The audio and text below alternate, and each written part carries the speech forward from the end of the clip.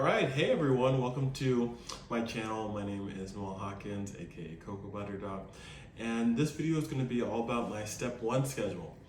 So recently, I started my step 1 schedule today actually, and I wanted to share with you guys what resources I'm using, how I plan on studying, and make things a little bit clearer, because I know going through this whole process, I have found different people say different things, like what is dedicated versus pre-dedicated. Some people don't use pre-dedicated. Some people use Picmonic versus sketchy. What are all the things?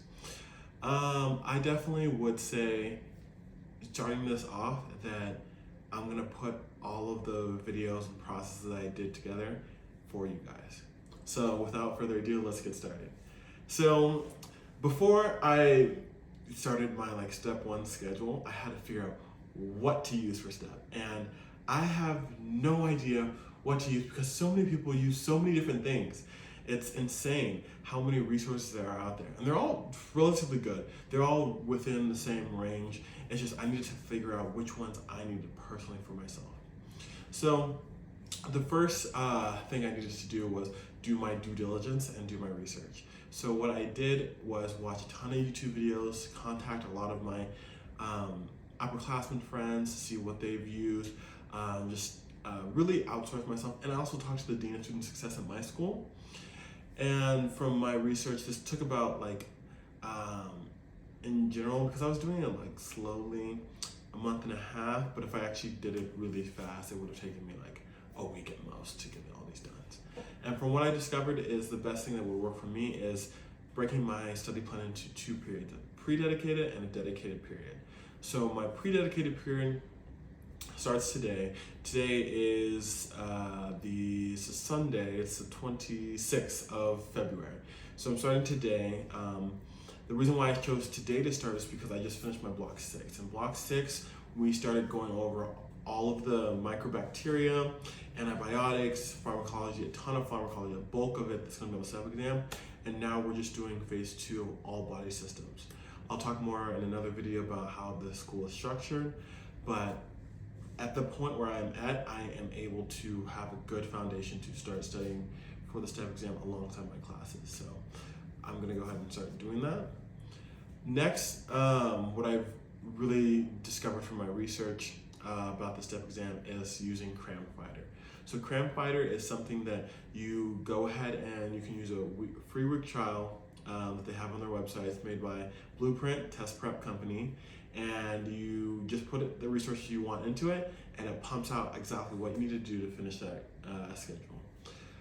If you guys want to see my Cram Fighter, I'll definitely make a video on that. Just put a comment down below and I will get that out to you guys.